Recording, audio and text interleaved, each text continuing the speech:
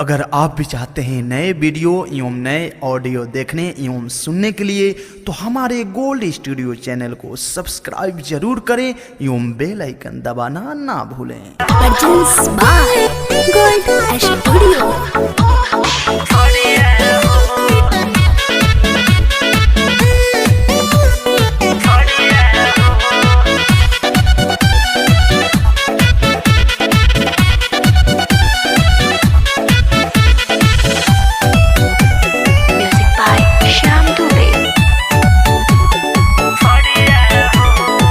चढ़ल जवानी हमर बापुरे पोर हो, ऊपर से नीचा वाले बानी हम गोर हो। ए राजा चढ़ल जवानी हमर बापुरे पोर हो, ऊपर से नीचा वाले बानी हम गोर हो। कदोना बंद तू के वड़िया हो, हाके वड़िया हो। मारो न माजा राजा रात भर हमसे, लाहे लाहे खोल दोना सड़िया हो। मारो न माजा राजा रात भर हमसे, लाहे लाहे खोल दोना सड़िया हो।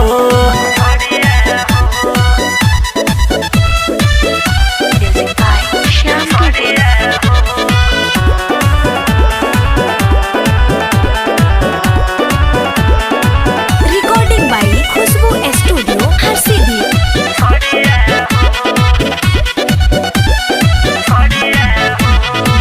बनो मिजाज बा काहेला लाज बा, आओ ना बहिया में धल चलो ना चलो से जिया पचल ना। ए राजा आव मन भर कल ना।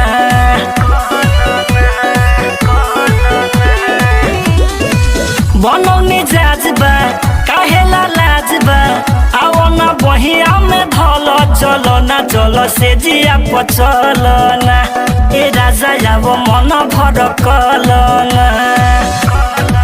सुते न देहब हम बहरिया हो, अब हरिया हो। मारो न माजा राजा रात भर हमसे, लाहे लाहे खोल के तू सड़िया हो। मारो न माजा राजा रात भर हमसे, लाहे लाहे खोल के तू सड़िया हो।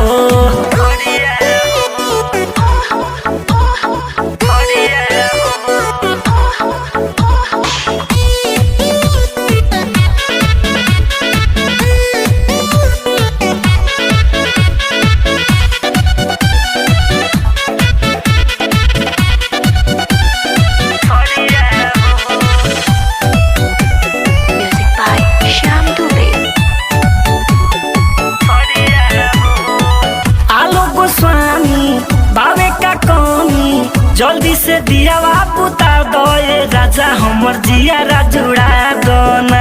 सूरज सुनो गारा दौड़ा दोना।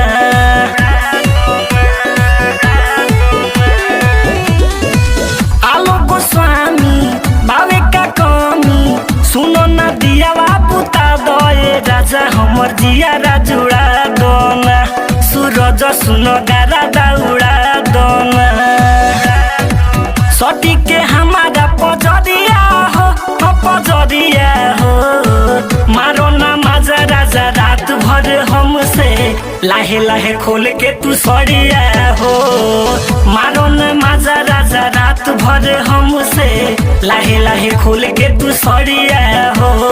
Recording by Khushboo studio.